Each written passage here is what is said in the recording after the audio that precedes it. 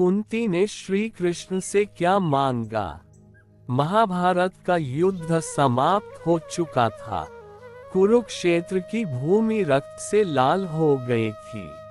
कौरवों का अंत हो चुका था और पांडव विजयी हुए, किंतु यह विजय अपनों के रक्त से भरी थी। हर ओर शोक, पीड़ा और करुणा का वातावरण था। युद्ध के बाद जब श्री कृष्ण हस्तिनापुर पहुंचे तो वे कुंती से मिलने गए। कुंती ने अपने 5 पुत्रों को जीवित देखकर हृदय से श्री कृष्ण को धन्यवाद दिया।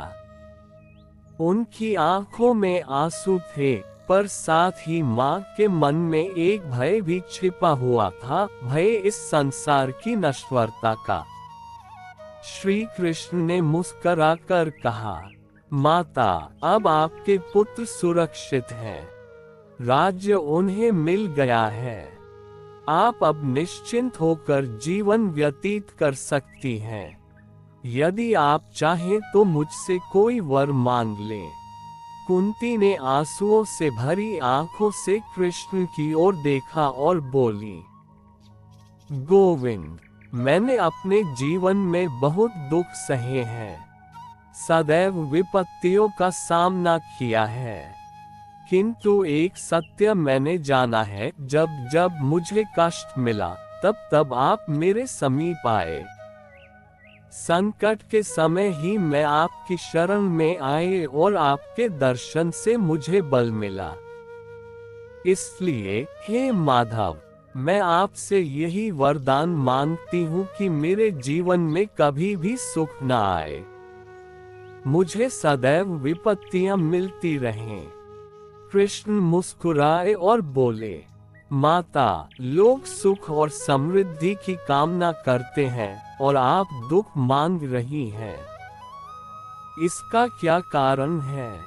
कुंती ने गहरी आस्था से उत्तर दिया, प्रभु, जब सुख आता है तो मनुष्य आपको भूल जाता है, लेकिन जब दुख आता है तभी वह आपकी शरण में आता है। मैं नहीं चाहती कि मैं कभी आपको भूल जाऊं। इसलिए यदि मुझे विपत्ति मिलती रहेगी तो आप मेरे साथ रहेंगे, और आपके साथ रहकर दुख भी मधुर लगता है। श्री कृष्ण उनकी भक्ति और ज्ञान को देखकर भाव विभोर हो उठे। उन्होंने कहा, माता, आपकी यह अद्वितीय भक्ति संसार के लिए उदाहरण है।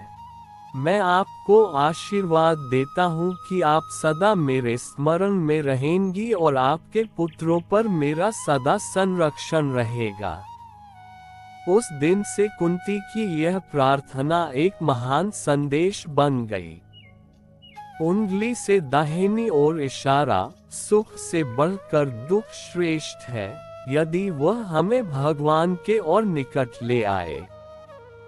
क्या आप चाहेंगे कि मैं इस कथा को और भी संवादात्मक नाटकीय शैली में लिख दूं, ताकि इसे कहानी की तरह पढ़ा जा सके?